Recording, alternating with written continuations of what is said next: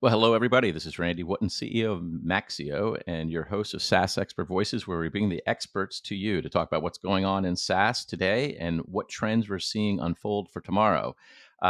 Delighted to have Jon Cochrane, who's actually a Maxio employee. He's our director of the Maxio Institute, join us today. Welcome, Jon. Glad to be here, Randy. Thanks for having me.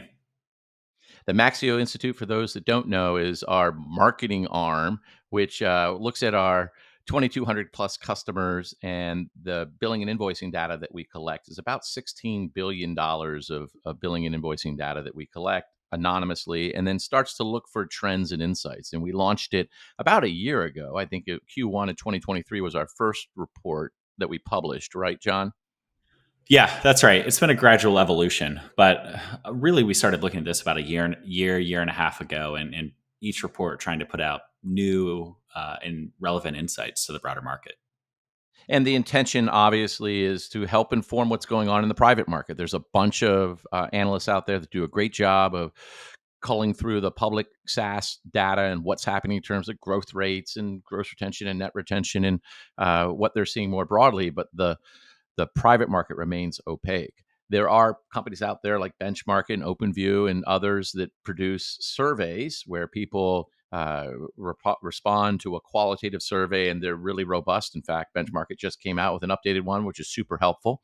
But there are very few companies that are able to use the real billing and invoicing data to talk about what's going on. And so that's what we wanted to contribute. And I know as a CEO of a company that goes in on at least a quarterly basis to talk to my board about our performance relative to the broader market, it is invaluable to have these insights in terms of understanding what's really playing out, what the trends have been. And so that's our opportunity to share. I don't know if there's anything else you wanted to add to the remit of the report or the institute, Jon.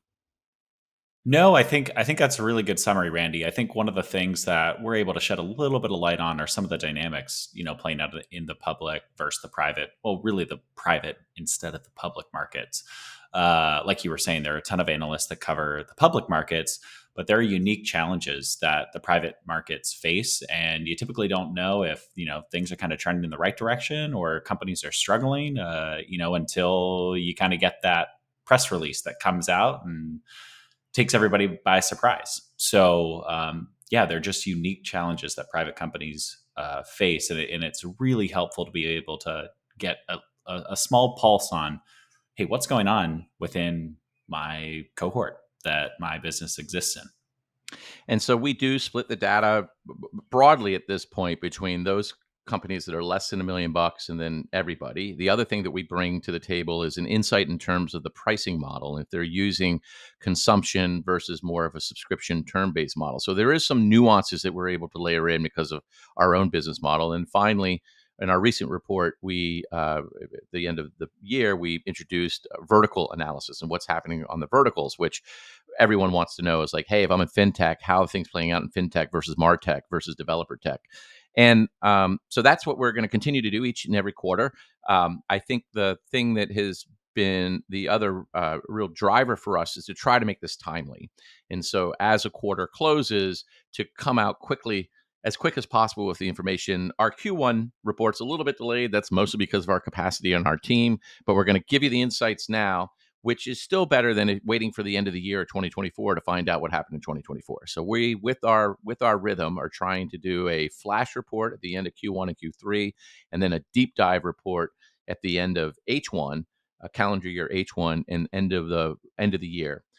So we'll talk a little bit about what we learned in the Q1 report today, and then we'll frame up what we're expecting for the H1 report that Jon and team is going to sign up to deliver at the end of the podcast. So with that, Jon, like broadly across Q1, are we still in the recession? Have we seen a rebound? Like what's the top level? Yeah, I think the most exciting thing that people may pay attention to in this report is that we've finally seen what appears to be an uptick in growth. And so there are Whoop, nuances whoop. to it. What's driving it? Right. Exactly. We could do a little whoop whoop there. I think if you listen to NPR, they have like a buzzer whenever things are Yeah. going well. We need to get one of those for the podcast here, Randy. But yeah, we've seen a slight uptick in growth, and it's really something that when you look at we try to take a look over the last 9 quarters. That's the data that we have right now. When you take a look at the trends, it is a noticeable uptick. Now, does that mean that growth is here to stay? I think, we would caution strongly, being like, we're back, baby. Yeah. Market growth is here, but it is notable saying, okay, it looks like there are a cohort of companies that are figuring out how to succeed, how to grow despite economic headwinds. Yeah, and I think that has been for us at least, has been an awesome trend, because all last year you and I were chatting about how it had dropped off significantly, almost precipitously, and then it was just like flatlining at 14 to 15% growth for several quarters in a row, and so everyone's talking about, could we ever get back to a world where B2B SaaS is growing at 20% plus? Don't know, and to your point, one quarter of data doesn't make a trend. But as we talk about our H1 report, if we have 2 quarters suggesting that there's this recovery, I think that will be something that everyone will be looking at uh, closely. And so then let's deep dive a little bit, John, so that we have broadly the growth. But when you when you double click down, there's drivers of the growth, and then by pricing model, by size, and then there's certain verticals where we're seeing growth. So it's not consistent growth for all companies across all pricing models, across all verticals. Can you give us a little bit of context on what you're seeing when we do that double click? Yeah. So maybe we'll start with the bad first, and then we'll talk about the people who are finding a way to grow. I think one of the things that's very clear in our data is if you're facing a negotiated renewal, say it's an annual invoice or something along an annual renewal with your customers, that cohort of companies is struggling.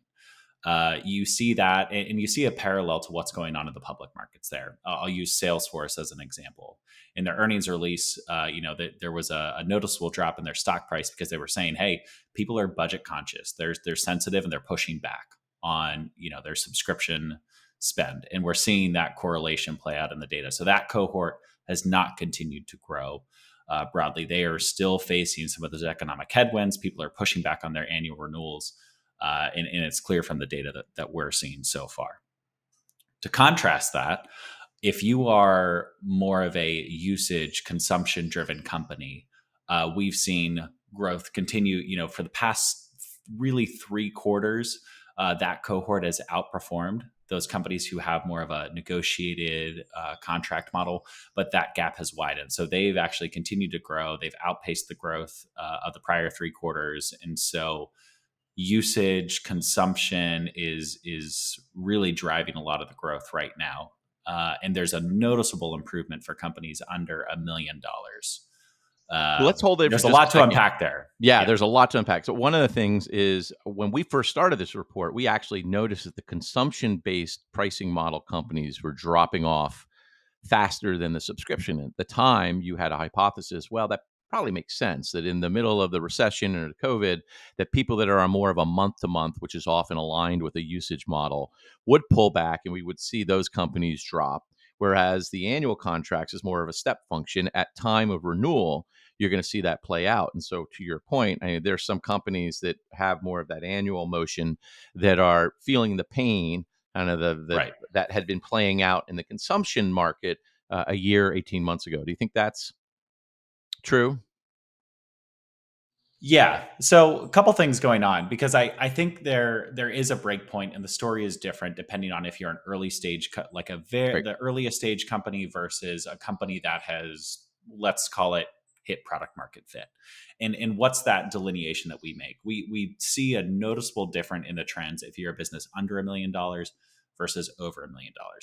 One of the insights that we've noticed in the data that we look at is if you're under $1 million and you want to, you're trying to get to the next level, having a negotiated model is a really good way to do there, because it's just the quantity of customers you have to win in those generally usage based environments. It's a big burden. So, or it's a big obstacle to overcome. We still see that trend playing out, but we've seen an improvement.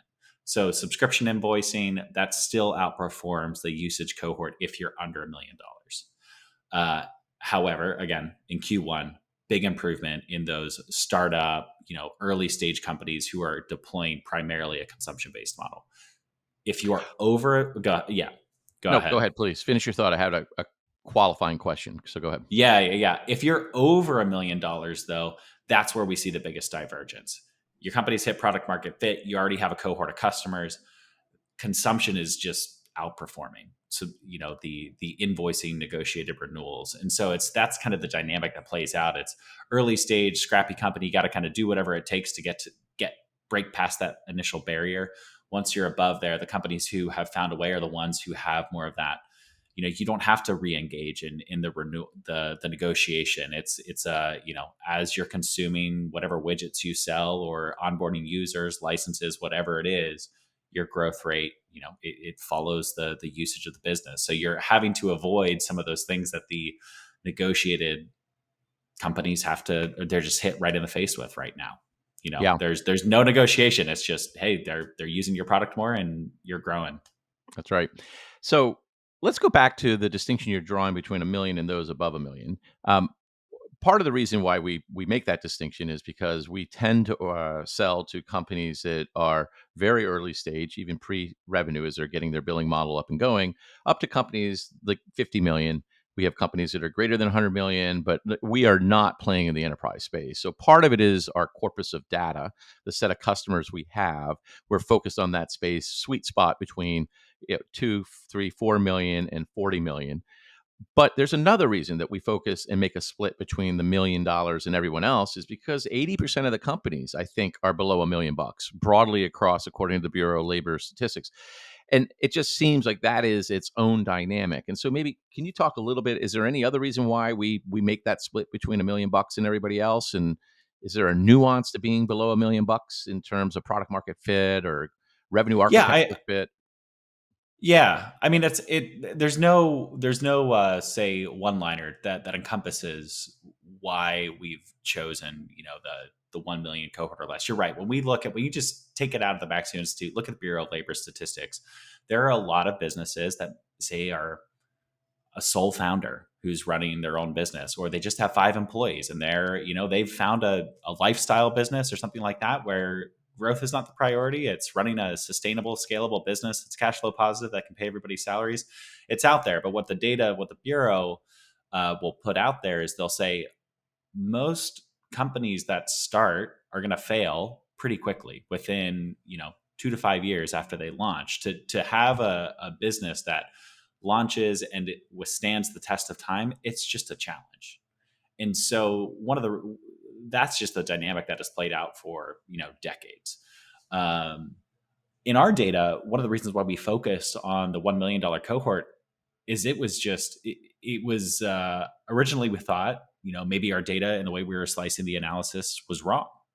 But then we went back, triple checked the numbers, and we went, no, there are real differences between companies who are above that threshold and companies who are below it. And I think that informs the broader strategy that businesses need to think about as they're evolving along this growth maturity model. The tactics that you employ when you're less than $1 million are different than that when you're in the 1 to 10 million. And it's different if you're 10 and above, and it changes. There are these different inflection points that companies need to be aware of. They need to think about. You need to plan for in your growth evolution. So the $1 million cohort, the change in the analytics and the findings was really undeniable. So much so that we essentially had to call out. We said there are these different dynamics at play. And what we saw, I think, just to put a fine point on it, out of 1,500 customers, so we do a bunch of filtering to make sure the data is accurate. We have north of 2,200 customers broadly across Maxio. But in this specific cut of the numbers, in Q4, the growth rate for companies less than $1 million was 5%. And in Q1, that spiked up to 26%. By contrast, the companies greater than $1 million in Q4 was at 19%, and that's dropped to 16%. And so part of that is, hey, they're small companies, they grow, they get a couple $100,000 and they got massive growth. But I do also think there may have been a clearing out, like a bunch of companies that were less than $1 million went out of business, right? And post COVID, there's been some funding, especially in the AI sector and cyber and et cetera. And so I think you're starting to see companies to get to $1 million. If you're starting from zero, is like a 2 to 3 year thing, unless you're on a white hot tear. And so you're seeing companies that got founded in 2022 that are coming into focus at $1 million post COVID, post the pullback. I think you're seeing some VC activity happening in that early stage founding. Do you have any other thoughts in terms of like this cohort of the new kids on the block that are hitting $1 million? The one thing that, when I saw a spike in the numbers in Q1, really where my mind went was, I wonder if we're having a similar trend that we really last observed back in 2008, 2009, during the last financial crisis. And one of the things that occurred then was, there was kind of this, everybody was growing, and then all of a sudden everything dried up. And companies who were able to get started in that cohort, I think of a couple notable ones, Dropbox, Airbnb. You can find articles published on this of like companies who launched in 2008, 2009, 2010, found a way to survive within really an unprecedented time and have done phenomenally well since then. We could be seeing that dynamic playing out. Again, this is a very hard time for companies who want to get funding to get funding. You really have to be best in breed. You have to have the numbers. If you're going to get a bank loan, this is an expensive time to do that. Yeah. Given inflation, business loans, you're paying a pretty hefty premium, somewhere, between probably 10 to 15%.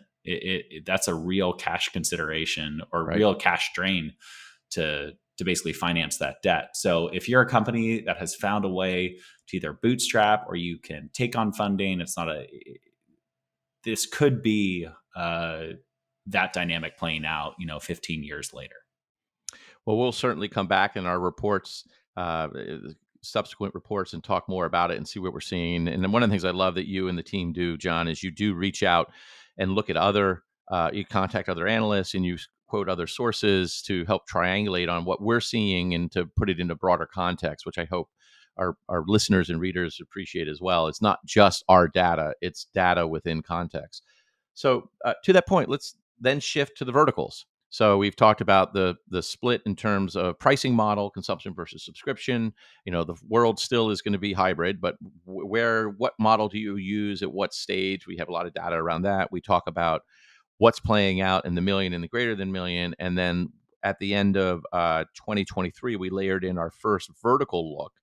But you've been able to go back and provide data for previous quarters and the trends. What did we see in the data for what are the verticals that are winning? Yeah, most recent, the two that are really at the top of the leaderboard in Q1 are software companies in the dev engineering space, and those who also are focused on transportations, logistics, supply chains. Previously, they were kind of middle of the pack, or bottom third, but they have popped to the top most recently. Super interesting when you look back and who were the juggernauts over the prior 8 quarters. Take out Q1, cyber is the undeniable. They're the heavyweight champ within that cohort. But we've seen a pullback in that sector, and I think some of the dynamics, when we were, like you were saying, Randy, we try to contextualize the insights that we're having to some of the broader things that we're seeing from different analysts in the market.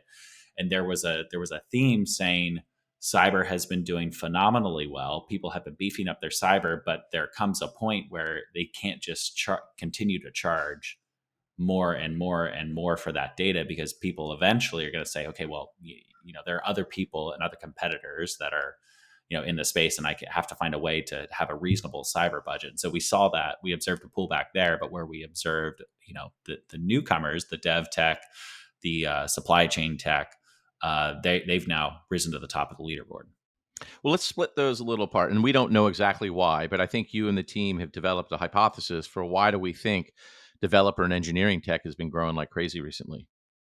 Yeah, I think, our hypothesis right now, again, trying to triangulate to what we're observing in some of the private companies out there and some of the themes that we'll see as we have conversations with different companies out there. Companies have had to optimize for EBITDA. For those of you that aren't familiar with EBITDA, it's basically earnings before interest, depreciation, taxes, amortization.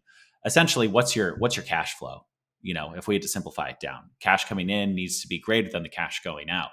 And so one of the most expensive costs for any business is headcount, right? 70% of a business's expenses is tied to headcount, and you've just observed multiple rounds of layoffs all throughout the private industry.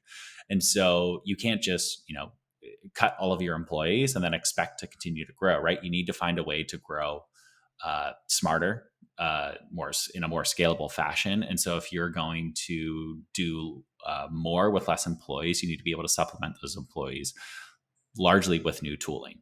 That's the dynamic that we think is likely playing out here. You're going to need some sort of software to supplement, the leaner operation that you're running as a private business right now. So that's our leading hypothesis right now, but we're certainly going to double check that when we put out the next report here in about a month. Yeah, I think it's a great observation, and one of the things as you guys pulled together, we were talking about the carnage of layoffs in 2022 and 2023, and there's a variety of reports out there. I've heard it's up to 1 million jobs had been eliminated in 2022 and 2023 in the tech sector. TechCrunch, I think what you quote, said it was 300,000 in 2023. Whatever, it was a lot. But what they also said is the layoffs have continued, and that through basically the first quarter of this year, there was another 60,000 laid off. And I don't hear that in the press as much. It felt like at the end of the year, everyone was like, whew, we're done with the layoffs. Everyone's going to start hiring again. But I don't think that's necessarily true. Um, so we'll be following that as well as one of those trends in terms of the layoffs as people are tightening their belts. And obviously, the two ways that you get better business performance, brute force, is you raise prices and you lay people off. And I think everybody in the software industry has done that. You've seen that in the price increase, like with Salesforce and others, where they just said you're gonna pay 9% more and tough. And we're like, okay. And I think that's been playing out in enterprise software writ large. And then the other thing, to your point, is how to drive efficiency. One, you sort of restructure, you take advantage of labor arbitrage. I think there's another theme which you and I have chatted about, and we're going to look more closely at, is the assumption with VCs and PE firms in terms of AI augmentation and what these tools are going to do to make marketers more efficient at their job. And I think one area you're seeing that play out, not first person to say this, but is developers buying AI tools to like Copilot, et cetera, that are helping them produce more code or getting 80% of it done right, the QA. And so I do think I've been talking about banging this drum that CEOs and CFOs of private companies are going to have next year, going into their fiscal year 25 planning cycle, a line which says, and here's our AI efficiency gains. So not just tooling that you're describing, but intelligence, the augmented intelligence that is going to help us all do our jobs better. And so that's the clarion call for all functional leaders to, if you're not experimenting with AI right now and how to make you better, you're going to fall behind, especially if you're looking for investment from the top tier VCs and PE firms. Yeah, it's pretty wild how powerful that technology can be and how it can augment. And I've seen things like, it helped me get over writer's block. Well, writer's block is a huge, the block, it's not called writer's block for any reason, right? The block is real. Yeah. But yeah, to your point, call it coding block, whatever it is. If you can just get more efficient, get it done quicker, it's really powerful. So I think I was reading an article actually put out by one of our Maxio Nuts the other day, and they were saying, is AI going to replace human? Everybody goes to Terminator and, Yeah. robots are going to take over the world. I think the thing that is pretty clear is people who know how to leverage AI are going to outperform people who don't know how to leverage it. 100% agree. I remember I was CEO of a company called Rocket Fuel, which is the first generation AI company. It was the real deal AI, and we had 25 models that we were updating every night, algos, and we had 30-ish data scientists on staff and another 30 client managers, analysts that were helping with clients, customers to do marketing optimization. And we were in that boom versus doom dichotomy, Jetsons versus Terminator. We were putting all the media planners out of the job. And this was like 2015. And what we tried to frame was, it wasn't about artificial intelligence, it was augmented intelligence. Fast forward, guess what? Those media planners and buyers aren't doing the same thing they were doing back in 2015. they're all taking advantage of what's called programmatic buying today. And so I think every industry can look towards what's happening in marketing, what's happening in sales in terms of AI, and it's improving the outbound motion and qualifications, et cetera. And if you aren't playing with it, you are going to get left behind. Um, well, good. Well, John, I think we've covered most of the report. On the industry side, I think the lowest growth rate industries, media tech, e-commerce, HR in Q1 over the last 8 quarters, e-commerce and retail have been the lowest average growth rate. Marketing and sales and media tech. Marketing and sales and media tech don't surprise me just because that industry is totally overcapitalized. There's like 40,000 different vendors. And I think as every CFO is looking at every function and saying you need to tighten your belt, that often marketing and the advertising teams have bought a bunch of tools. And so they're being pulled back, and it's being bright line is being drawn between the must have and the nice to have. And I think that's what we're seeing play out is who are the winners and who are the losers in those categories. With e-commerce and retail, with the strong consumer trends that we've seen in the broad market, do you have a sense for why they might be not growing as fast as some of the other industries? Yeah, I think that, that's something that we're certainly going to take a closer look at in the next report. I had been reading some articles the other day basically saying that, before we kind of had the growth at all costs, the infusions of all this additional capital into the economy, consumers really were price sensitive, Hmm. and you had to have competitive prices to win somebody's business. And a lot of that went away. That conventional thought went away in 2021, 2022. And we're Mm-hmm. just now starting to see a return to, you just can't continue to charge people exorbitant profits. I mean, you're observing in the public markets, Hmm.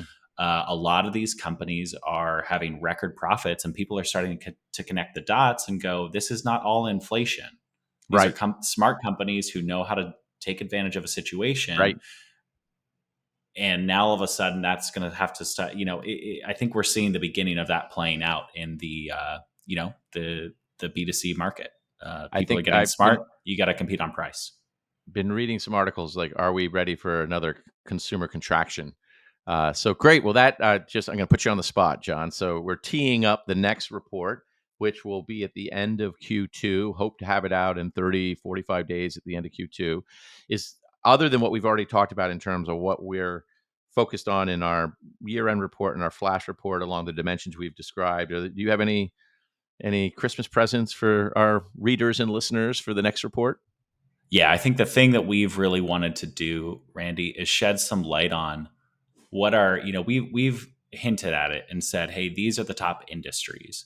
What we haven't really shed a lot of light on are there's a book by Jim Collins, Good to Great. There are a lot of good companies, but what do the great companies do that are different than those who are good companies? That's one thing that we want to start unpacking. Like, who are the top 10%? What are the Yeah, characteristics about those that's great. companies that are different than, say, a company in the top 25%? It's a big difference if you're in the top 10 versus the top 25. That's one of the things that we want to start unpacking. So That's stay great. The tuned for mean that. versus the median versus the mode. Yeah. And it's interesting when you start looking at it that way. A lot of our data is based on averages, but when you start getting into the mean, median, mode, the top quartiles, Yeah, top 10, yeah, top deciles, yeah. it's interesting to say Well, the that's least. great, and I do think you have to have enough data to make it meaningful. And so, obviously, what is a statistically significant amount, we'll try to do it. I do think this was. I'll never forget when we came in with our year-end report for our board. Chelsea Stoner, our general partner on the board, and we talked about the $1 million below $1 million threshold, and she's like, "Gosh, Randy, that just doesn't make any sense." I was like, "Well, what do you mean?" And Battery would say they see 5,000 deals a year, of which they only do 20, and that there are still companies in that less than $1 million that are killing it. So I do think our ability to discern, distinguish what are the top 10%, top 20%, whatever it is we have to draw, what do they look like? What's their profile versus everybody else? CJ Gustafsson, one of the guys I really love to follow, just posted about the T2 D3. And you triple your first 2 years, you double for the next 3 years from 0 to 100 million in like seven years. That used to be the glide path or the acceleration path that everyone needed to hit, that everyone was funding. And I think if we are able to get into the quartile and see the strivers versus the thrivers, distinguish that and by vertical, will help those companies that really want to be the world's best say, look, I got it. And this is what it means to be in this rarefied air. So with that, Jon, thank you to you and your team for the hard work to get this out. We're publishing it in the next day or so, and I look forward to feedback and comments on what people find valuable and what they would like in our next iteration. So thank you, Jon. Yeah. Thanks, Randy. Appreciate the time.